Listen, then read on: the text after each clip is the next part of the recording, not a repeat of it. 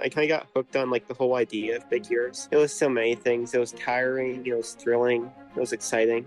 I may or may not have broken a few traffic laws on the way to get there, and we were driving through a blizzard. I think the visibility was like 20 or 30 meters ahead of us. It was so bad. It was such an adventure, and I'm so glad I did it. And a hearty welcome to episode 11 of the Big Year Podcast. I'm Robert Baumander. Glad I remembered my name. And I'm your guide to the life of the big year birding experience. Late in the year 2011, which seems like a lifetime ago, I saw a little movie called, oddly, or not surprisingly, The Big Year. I did note that one of my favorite actors, Steve Martin, was starring in it. I was also a fan of Jack Black and remembered him from way back when I saw High Fidelity. And who doesn't love Owen Wilson? I don't. No, everybody does. Not me. You love him. Okay. So I told Sue that I'd like to see it, and from the previews, I just thought it was like another buddy movie. Sue didn't let on that it was actually about birding, or I may not have gone. But we did go, and by the time the protagonists got to the island of Attu, I was so drawn into the prospect of big years that I could see myself doing that. Keep in mind, at the time, I was not a birder and had only ever used binoculars at the racetrack. When during the credits, they showed all of the birds Owen Wilson's character had seen with a Guster song, "This Could All Be Yours Someday," I was pretty much hooked. I had remembered that Sue had the book The Big Year by Mark Obmascik from the library, and I really hadn't given it a second thought. Now I had to read the book. Well, listen to the audiobook. I love audiobooks. Even while listening to the book, I was secretly planning a big year. Not a full-out ABA plus Attu version, but a smaller big year, birding wherever I traveled across North America. I had a full-time job that took up the majority of my year and my days, but what could it hurt to do a little birding along the way and maybe see, 300 or so species as I learned how to bird and what it took to become a birder. The trouble was, I really didn't acknowledge it at the time. I was suffering, or perhaps gifted with, obsessive-compulsive disorder. On a January trip to California, a guide said that if I really wanted to do a big year, I had to go to Arizona, the Rio Grande Valley of Texas, and Alaska. How could I possibly do that while working full-time, and I really had zero spare dollars in my bank account? Well, it turns out, if you are obsessive and determined enough, you can make a good stab at it. At the end of the year, I was thousands of dollars in debt, but had seen 600 species. Last year, I completed a Canada big year. According to eBird, I finished one short of the all-time record, but they don't include the Indian peafowl that live and breed in Victoria, British Columbia. And if that darn limpkin had just flown far enough across the Niagara River into Canadian airspace, I'd have counted 458 species for my Canada big year and would have had the all-time record. Woe is me. But ifs and buts, as my mother used to say. However, in Ontario, in 2022, one young man did break a record. Kiah Jasper, at the age of just 20, I'm 63, so yeah, just 20, broke the all-time record for an Ontario big year. He traveled thousands of miles, sometimes in terrible weather, and on roads no birder had ever been to in the farther northern regions of Ontario, which, put it into perspective, has a larger area than Texas. When it was all said and done, Kiah had seen 359 species, blowing by the previous record of 343 species set in 2017. So, it's not a coincidence that Kiah is the final guest on my 5-part series on the birders of the Ontario 2022 big year. But first, an apology. This episode was recorded back in early 2023 and was one of the first I recorded before I had my proper recording setup. Totally my fault. In fact, I should have been sacked right on the spot for failing to make my podcast sound better early on. But I have persevered. I thank you in advance for your understanding. Well, how else can I thank you since I am saying this before even finishing the final edit? Well, once again, as you see, the OCD and ADHD have reared its ugly head and have caused me to go on and on and on. So in addition to the apology for the sound recording, now I have to apologize for the length of this introduction and promise to make the summary at the end just as long, just as I mean, just a much, much shorter. Yes, shorter. Thank you, and I hope you have enjoyed today's episode. It was great to talk to Kiah. Oh, what? Sorry. Sue says I haven't actually played the interview. Never mind. So, in addition to my apology for the sound and the long-winded introduction, I'm sorry that I almost forgot to play the actual interview. With that said, I will bid you adieu and will be back in about 30 minutes. Please enjoy. Well, I have to thank you very much for trying to do this again. I will hopefully, this will be the very, very last time. Otherwise, I'm just going to drive right up to the Bruce Peninsula, and all you need to do is get a Northern Wheater up there. And I guess we didn't get one of those during the Ontario Big Year. Yeah, it was too bad. The year before, 2021 was really good for them. Yeah. I had one like an hour from my house here, and there's like 4 in Southern Ontario. But they're kind of weird like that. Let's get into it and talk about, first of all, when you got into the Big Year, it wasn't just by yourself. You had 3 or 4 other people that were either following you or competing with you. And for me, as I was traveling across Canada, it was fun to have that to look at from a distance, because it was an interesting adventure, just because I kept looking at the Ontario eBird list just to see how the numbers were going back and forth. But at the end of the year, you ended up topping Ontario. I actually that year ended up topping Canada. Of course, my record was kind of short-lived because it's not even a record anymore. But you still have the record. And what was that like for you, not only just doing a Big Year, but coming out on top and setting an all-time record, which I believe was 359? Yeah, 359. Oh, like it was so many things. It was tiring. It was thrilling. It was exciting. Definitely, it was an interesting aspect of it to have 4 people doing a serious Big Year. Mm-hmm. Like, ride sharing was so much easier than doing it alone. Like, trips to Northern Ontario in the winter, we were able to split that a few ways. Yeah, and it was so nice to be able to share driving and trip planning that way. As someone who did this all by myself, how much did that help you even break the record, as opposed to just having the companionship and the ability to share rides and accommodations, I guess, too? Yeah, so it definitely helped out in that aspect of it. I can't say the same for Ezra and William's experience, but for me, it was really a driving force near the end, like to keep birding strong, because we were so close, like we were neck and neck. Mm-hmm. So it was like I have to be birding every day and looking for new species. I feel like I would have broken the record, like if I was the only one doing a Big Year, but it definitely wouldn't have got that high. For example, there was a Bullock's Oriole in Kenora District in end of November, and to get that bird, I had to fly to Winnipeg and then drive back. So rent a vehicle, drive all the way back into Northern Ontario in the winter. And I'm going to be honest, if I was the only one doing it, and if I already broke the record, I might not have made that trip. So having a few people when they're like, okay, we're going to do it, I'm like, okay, I guess I have to do it too then. And how many of you flew to Winnipeg? It was myself, William, Ezra, Susan Nagy, and her husband, Jim. Susan was also doing an Ontario Big Year. Let's go back in time a little bit, though, because you were 19 or 20 when you started the Big Year. I was 19. So how many years before becoming a Big Year birder were you serious about birding? So I've been into nature all my life. Birding, I started the Great Backyard Bird Count and Project Feeder Watch with my mom when I was about 6 or 7 years old. And then the interest kind of dropped off for a while. Like I still remember looking at ravens and chickadees in my yard every day. But it wasn't until I turned 14 and my neighbor bought me this tiny point and shoot camera that I started getting more into birds, because I'd see everything and I'd want to take pictures of it, and then that led me to wanting to identify it. And then I kind of like worked around the yard for a bit, and then I saw articles about snowy owls being seen all around my home county, and I'm like, wow, that's a really cool bird. So that was the first one that I actually like went out and made an effort to see. And then yeah, that was 2016. I've been going at it ever since. So I was into birding about 7 years before my Big Year, seriously. What prompted you to do the Big Year? Was there one event?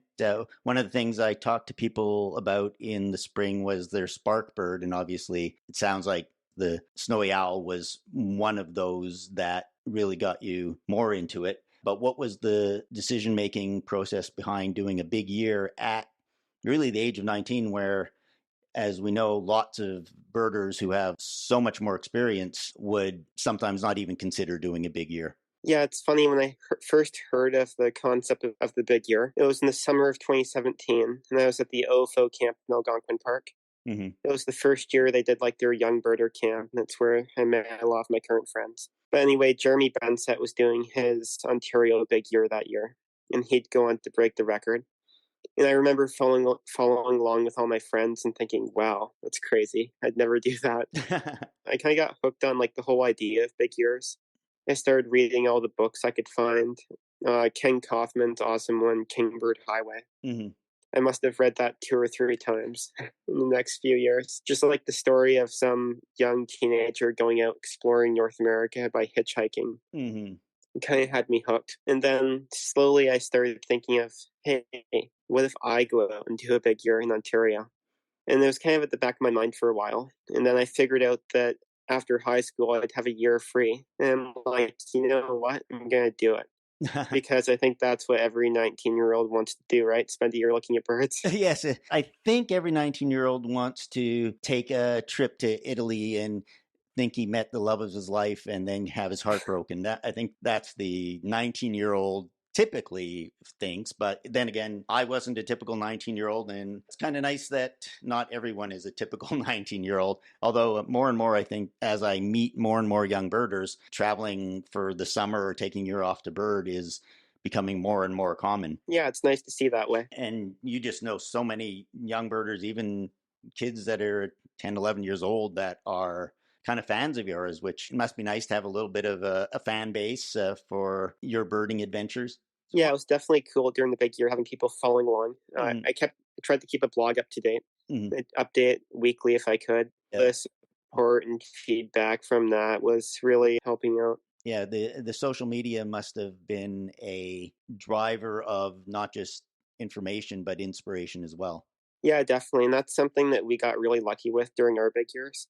Mm-hmm. Because that long ago that Jeremy did his, right? Mm-hmm. It was only 2017. And when he did his, there's like still birding listservs. Like people were finding out about rare birds through email forums and sometimes Facebook groups. And now we just have a provincial Discord server with thousands of birders.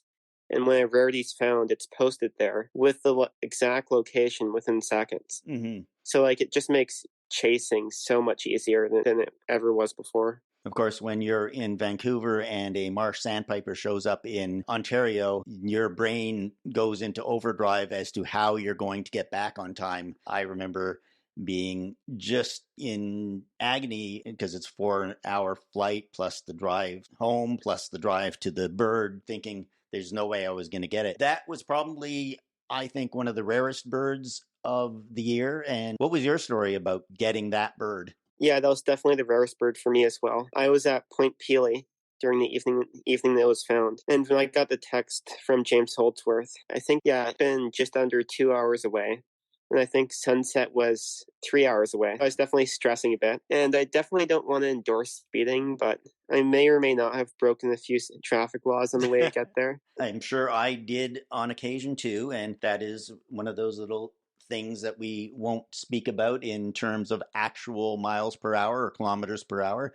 But yeah, sometimes you just want to get to a bird. And I ended up getting to the marsh sandpiper on time. Unfortunately, it was late in the afternoon, the second day, and it was pouring rain. And, you could see it if it stood still for about 2 seconds and sometimes in flight, but I eventually got a digiscope video that looked more like a sonogram of a baby. So it wasn't the best. Did you get there early enough with enough sunshine to get some pictures that were useful for you?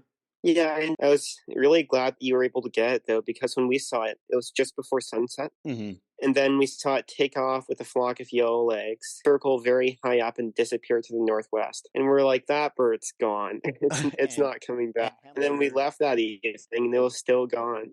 Mm-hmm. And then, sure enough, it came back the next morning. Were other birders who were doing the big year able to benefit from it coming back, or did everyone get to see it that night? For the Ontario folks, we all got that evening. luckily. Were you all at Point Pelee or were you all scattered about? Me, Ezra, and William were all at Point Pelee, so we were lucky and were able to get it. Now, speaking of Point Pelee, I was going to ask you about some of the places that you got to visit because of the big year and some of the places that you were looking forward to the most. Where does Point Pelee fit in the scheme of things? Was that a place you birded every spring like many of us, or was that a spring trip to Point Pelee a new thing for you? Yeah, it's pretty funny. I went into the big year only having been to Point Pelee once. I know a lot of Ontario birders go for like a few weeks if they can in May, but I'd never been there in the spring before. So that was a really exciting experience going for the first time in the big year. I think everyone who does a big year, whether it's Ontario or Canada or even ABA big years, Point Pelee has always been a destination. This past year, 2022, was probably one of the best I can remember for rare birds in Point Pelee. Yeah, it was phenomenal. And it's interesting, a lot of the birds, like the warblers and the tanagers, often show up first week of May. And I got, I think, 40-something year birds on April 24th.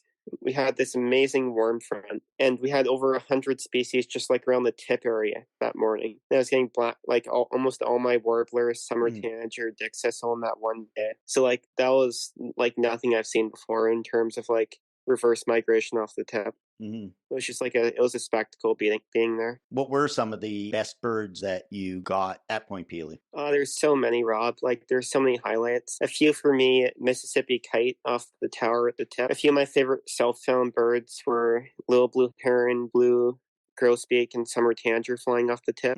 We had a lark sparrow in April. Then, of course, for many of us, the highlight was a Bell's Virea. Yeah, that was a great one. Like 200 birders crowded along the beach. Yes, that was a bird that I could even imagine. There was a couple other birds that were rumored, like a Plumbeus vireo, but I don't think anyone saw that one. Yeah, I don't think so. But I mean, that's always the case during a big year, right? Like, there's always a few birds that are seen by one person and then they get away. Now, speaking of rarities, one of the rarest birds I got during the course of the year was in Long Point in the spring. And I was there for a reported lark sparrow. And that one was as good a bird as I was expecting that day, but I was staring at the hedgerow trying to get a picture of the lark sparrow, and a bird just hopped out of the bushes, and for 5 or 10 seconds I wasn't sure what the heck I was looking at. And then Lev Frid behind me says, "It's a Eurasian tree sparrow." And I'm like, yes,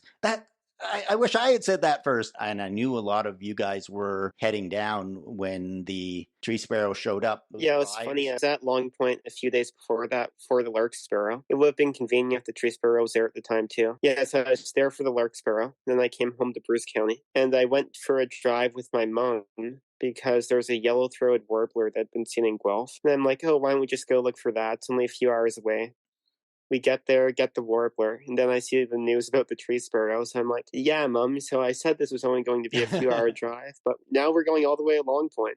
So raced down there, and after about an hour of searching, found it at the old cut feeders. And yeah, that was a really exciting one. My first encounter with a Eurasian tree sparrow was in 2012, and I went to its original location in St. Louis, and there's a gentleman bought a house, and he didn't understand what these weird looking sparrows were that were coming to his feeders, and he became the prince of the Eurasian tree sparrow with every single birder that ever did a big year up until they started spreading out a bit would go to see that bird. And he had a log book on his porch, and he would have everybody who came sign the book. And I don't think anything can top being on that guy's porch, sharing all his stories of birders that had come through to see the bird. But at the beginning of the year, you had to go up north, and you had to get some northern specialties, and there must have been some interesting drives and interesting birds that you got way up north. And I'm interested in how far north you guys ended up getting and how many trips you did together, and if you did any of those trips by yourself. Yeah, so we did 2 main trips during the winter. The first one was early January. After a few days of cleaning up all the rarities around southern Ontario, I left with William and Ezra, and we chased a spotted towhee at Thunder Bay, and then we chased a varied thrush in northeastern Ontario. And yeah, without a doubt, the towhee was the worst driving we had to go through for a bird all year. After midnight on the north shore of Lake Superior, and we were driving through a blizzard. And as we were driving at the time, I think the visibility was like 20 or 30 meters ahead of us. It was so bad. Transport trucks in the ditch, like just completely impossible to see. And in the middle of that, we had this tiny like Mitsubishi car pass us doing like 80 kilometers an hour and disappear into the whiteout. So yeah, that was pretty intense. That was intense. And then the other big trip of the winter was in February. I went with Nathan Hood, Ezra, and Jeff Scovington. We were birding with a few other friends around Smooth Rock Falls and Timmins, which is pretty far north. And then after that, we decided to take a chance and drive on the winter ice road called the Weedham Road, which runs from Smooth Rock Falls up to Moosonee and then further to Audiobook. Yeah. And this is a road that's only really been functioning for about 4 or 5 years. And no birders ever really tried to do it in the winter. It was kind of a new thing.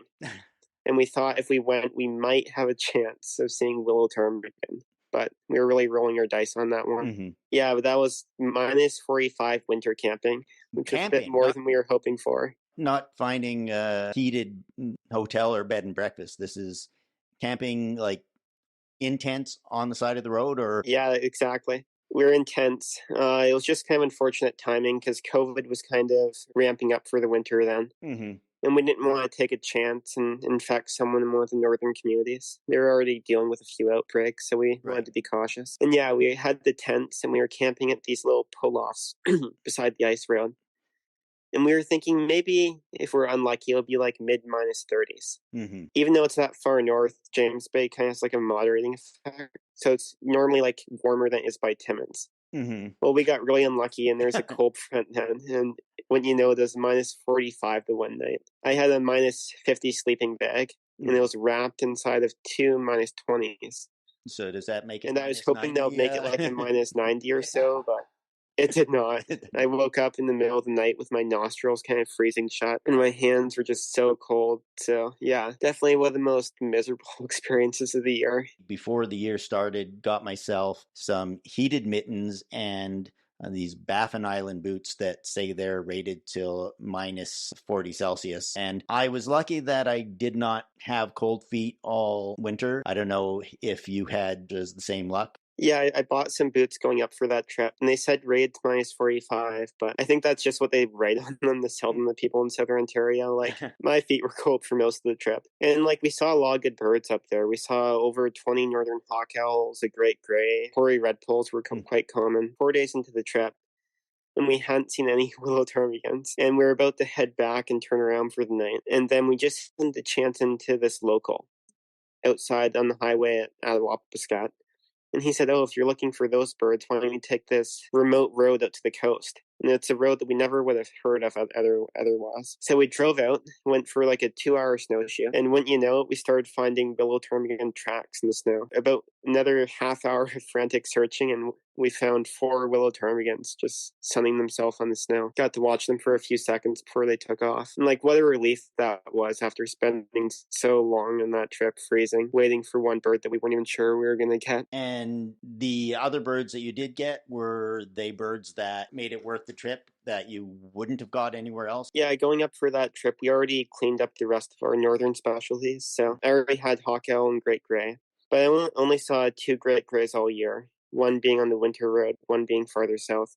So yeah, willow ptarmigan was the only species that was new for the year up there. But just seeing that habitat in the winter, a place that like hardly any birders have ever seen, that just made it worth it on its own. Plus, we had like gorgeous northern lights the one evening. Because of the way I had to schedule my trips, I did not get anywhere where I saw northern lights. So that is definitely something that I'm going to want to do in the future. So you had a pretty good list by the time spring migration was over. What were you at and how close were you to the record? Yeah, so in mid-June, I kind of finished up the spring season by doing a trip to Rainy River, adding stuff like western milllark, marbled godwit, and conch sparrow. When I returned from that trip, I was at 332. So not quite the record, but almost there. After May, I was pretty confident that I was going to break the record. It was just like an idea of by how much. Mm-hmm. And around that point, one thing I noticed following from afar the eBird list was that there was a point where William really wasn't, Ezra was there, but William really wasn't on the radar, so to speak. And it seemed like he sort of came out of nowhere. It did that suddenly concern you as far as winning the big year? Kind of depended on when it was. Like earlier in the spring, it was a pretty big gap. William missed a lot of stuff that we saw earlier, like Fairy, Thrush, and a few others. And slowly but surely in the fall, we started picking those back up. And I felt like I had enough of a lead that I was likely going to have the record. But as you can know, anything can happen. So I definitely wasn't sure until the clock hit mid-November 31st. He ended up tying with Ezra with a Falcon on Amherst Island, which was really impressive because, yeah, originally he wasn't going it out like to set the record or anything. But once he decided to do that in the spring, he really did a good job of it. And he was in school for over half the year too. Yeah, I remember him telling me that. Which was an even more impressive feat. And did he and Ezra keep you going in December, even though you had a record? Were they sort of pushing you on to get to the top at the end of the year? Oh yeah, like even going into it, my idea was even if I break the record, I wanted to see as many species as I possibly could. Like I felt like I'd be disappointed looking back on it if I broke the record by one or two and then stopped and gave up. But as you know, I'm sure it's definitely hard to keep motivation going in November and December when the list of possible new birds is waning and you're getting tired from the whole thing. So having competitors and friends keeping me going was definitely a big part of motivating me to get out daily. That was the same for me in December because people were asking, you're going to try and break the record? And I was like, well, I'll reevaluate when I hit 400. And at that point, when you get to 400, you think, no matter how tired you are, no matter how much money you've spent, you think, when am I ever going to be at this number again? And of course, then I got to 450 and I thought I could relax at that point. But I thought, well, I've gone through all this for 11 months. I don't think I want to stop. And yeah, that is the reason I kept going and took one last trip to the East Coast and ended up getting a green-tailed towhee, which is a bird that I wasn't expecting to be told was there when I got to Nova Scotia. And then I was able to just drive an hour and a half and get a green-tailed towhee. So that was, so sometimes you make a trip for one bird and you end up getting something that you never expected. Did you have any of those trips where you went for specific birds, but something else that made it worthwhile showed up? There's a few like that. The most noteworthy, though, is one where I went on a trip for no birds and I ended up getting one. Oh. So that was in late May, back home in Bruce County. And Ezra and myself were leading a hike for the Huron Fringe Birding Festival. And this was during peak time in May. And I was kind of nervous about it, honestly, because I have to be away for a whole day. I'm leading a hike, so if something rare shows up, I won't be able to chase it. So I was sure I was going to miss something that day. I'm checking the alerts as we're driving between stops. Nothing's showing up, luckily. And then we took a lunch break midway up to Bruce, and I noticed a few raptors going overhead. So I'm like, okay, let's hawk watch here for a minute. We got broadwings, some turkey vultures.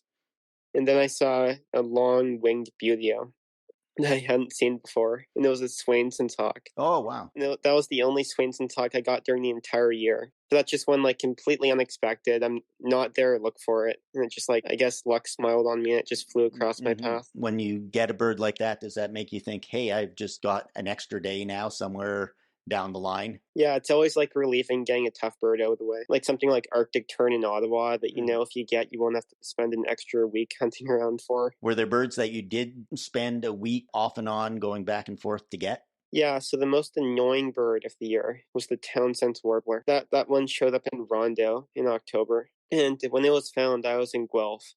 So really not that far away, only about a 2-hour drive. It was frequenting a bird bath, so I thought, okay, it's likely enough to be around. Drove down, spent the entire day, missed it. The next morning I was back with William. We spent the entire day in the backyard, missed it again. The following day I'm like, okay, it's probably gone.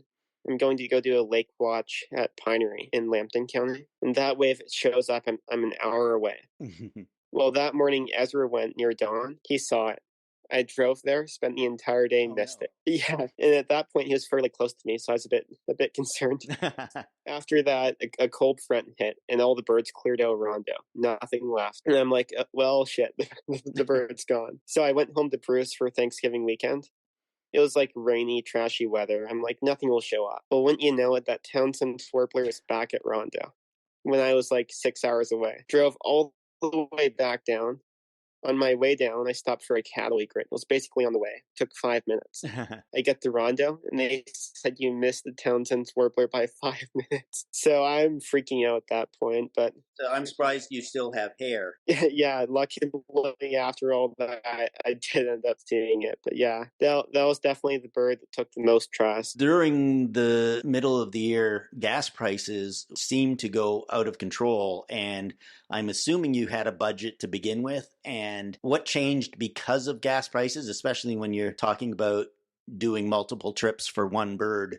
How did that affect your decision-making process, or was it an amount of money that you had that you knew you could spend? Yeah, so I saved up a lot before the big year, working a few jobs. And yeah, the gas prices certainly hurt my budget. I realized in May that I should probably save up a bit more to make it through the rest of the year comfortably. So during the summer, I worked 3 different jobs almost every day through June, July, and August, trying to make back funds. Mm-hmm. And somehow that didn't cost me a bird. I remember the one time I was working 11 days straight in McGregor Provincial Park as a park naturalist. Mm-hmm. And on day 12, a glossy ibis showed up and I was able to get it. Just like luck happens like so often, like in ways like that. Like if that bird showed up at any other time, I could not leave because of work. But it just happens to show up on the one day I had off. But yeah, after that, the gas prices luckily didn't go up too much. So I was able to get by the rest of the year. My glossy ibis and ruff were two birds that I was frustrated about because I kept hearing about birds like that while I was in different parts of the country and had no ability to come back for. And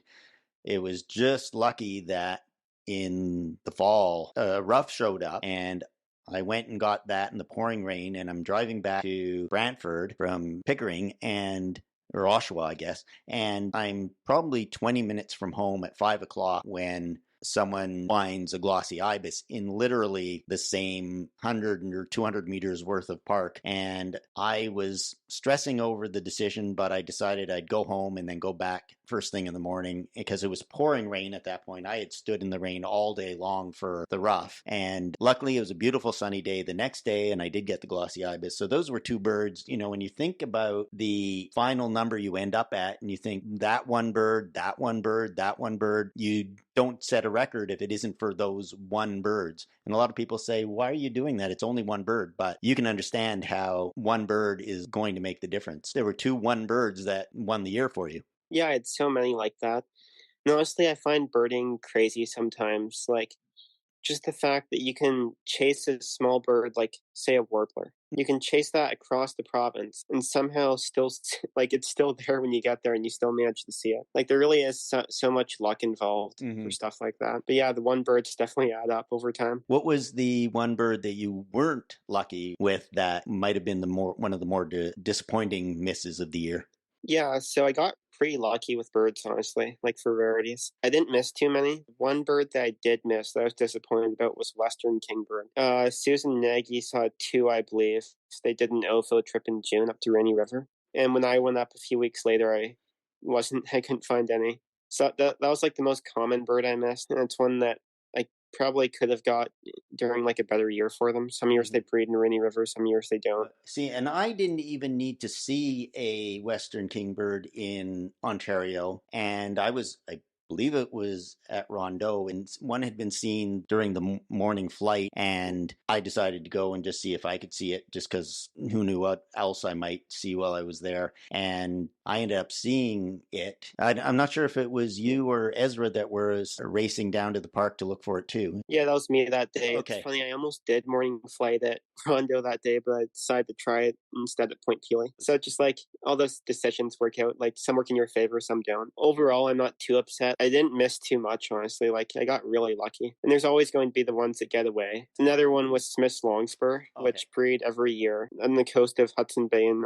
northern Ontario. Not just one, like the limiting factor is money. Like it's a $4,000 trip for one bird. And so like I just couldn't stomach that one. So it's one that I easily could have had, but funds helped me back. What was the most expensive bird that you did go for? The most expensive definitely would have been that Bullock's Oriole in November. It was a plane flight and then gas across to Winnipeg. Luckily, Susan and Jim Nagy were very kind and they paid for the rental car. And that was another way of like birders helping me out along the year. There was so much of that, like people offering to pay for car rides or letting me stay for free at their house. Like the birding community is so generous and welcoming, and like definitely couldn't have done the big year without that. It's a competition, yet it's a competition that your closest opponent will take the time to get you a bird, even if it means they lose the competition to you. And I don't think there's anything else that could be called a competition that any opponent would ever help their competitor if they were going to lose. Yeah, it's really interesting like that birding. Like I spent days helping William and Ezra look for gyrfalcon because that's one I had originally.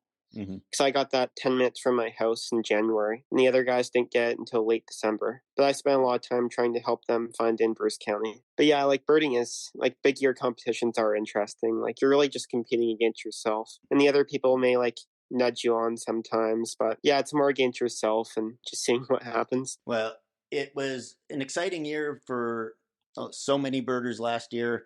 And for me, in addition to the marsh sandpiper, the one bird that I relied on all of you for was the cave swallow. And William was telling me that I was thinking that, wow, if it wasn't for you guys, I wouldn't have got cave swallow. But he was saying there was another birder that was following the winds and the flights and told you guys where you had to be on a certain day at a certain time to see them. Yeah, so that's something I was studying a lot going into the big year. Like I didn't really do chasing or anything like that previous to 2022. I was really into like weather patterns and birding and how it all fit together. So I was trying to like figure out which systems were good for birds and how I could capitalize that for the big year. I was talking a lot with Brandon Holden, who's kind of like the Ontario birding weather guru. He knows everything about that stuff. I never knew there was a website called winds.com until last year. Yeah, it's really handy. So yeah, I was following that system up off the Gulf Coast. It was low pressure, drawing south winds for days off the Gulf Coast, which in November means cave swallows. So I had a really good feeling they were going to show up in Ontario. And I was going to try somewhere on like Lake Ontario to look for them because that's where the winds were hitting. And Brandon recommended 50 Point in Niagara region. So I drove down there, waited all morning. And then the other guys were watching the lake, and I thought I'd scan back towards the parking lot since I thought the birds would be coming from inland. And sure enough, 40 swallows stared overhead. And then we ran inland and we got more and more.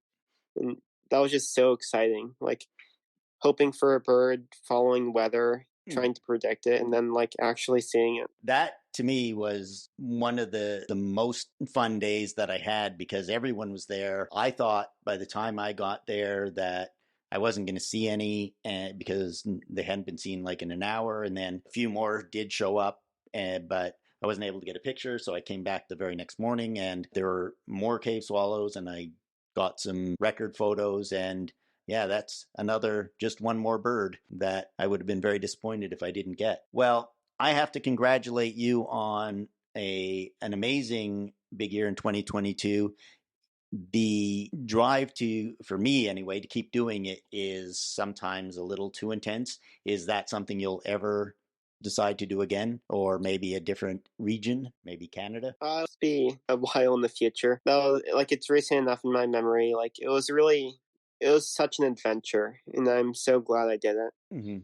Like at the same time, it was very draining and tiring, but also so exhilarating, so much fun birding every day of the year, traveling to regions of the province I'd never been. So yeah, I consider doing it in the future, but not for a while anyways. What's your next thing? I know we ran into each other at the Huron Fringe. I went there for my first trip ever because you mentioned that you had done it. What's coming up next year for you? Yeah, I just got back from a month-long trip seeing Western Canada for the first time, which is pretty exciting. And now I'm working with my girlfriend, Alessandra. We're starting up our own guiding company for next year. Oh, excellent. So it's going to be pretty exciting. Thank you so much for taking the time out to do this. And good luck with everything you do in the future. Yeah, thanks, Rob. It was nice being on the podcast again. Again and again. All right, take care. Bye-bye.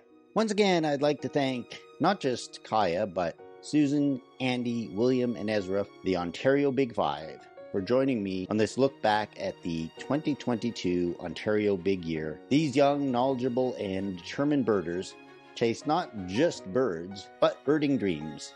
Spending a year traveling to the four corners, are there four corners? Of the province the size of Ontario was a daunting task, and at the end of the year where they finished was less important than the adventure they lived and the friends they made along the way. Not to mention the amazing places they got to visit during the course of the year. Ontario was definitely theirs to discover. Coming up later this year, I will be talking to a couple of other birders who have done Ontario Big Years. But later this month, we will be returning to the ABA area and getting to know Tiffany Kirsten, who set the record for a lower 48 Big Year. Her accomplishment was nothing short of amazing, seeing 726 species in the continental U.S. on a limited budget and facing a turning point in her life. Her story is both fascinating and inspiring. Join me in a couple of weeks for episode 12 of the Big Year podcast. As always, I will look forward to having the opportunity to share with you why I have such a passion for this crazy pastime. Birding can truly be a transforming experience. Until then, as always, may the birds be with you.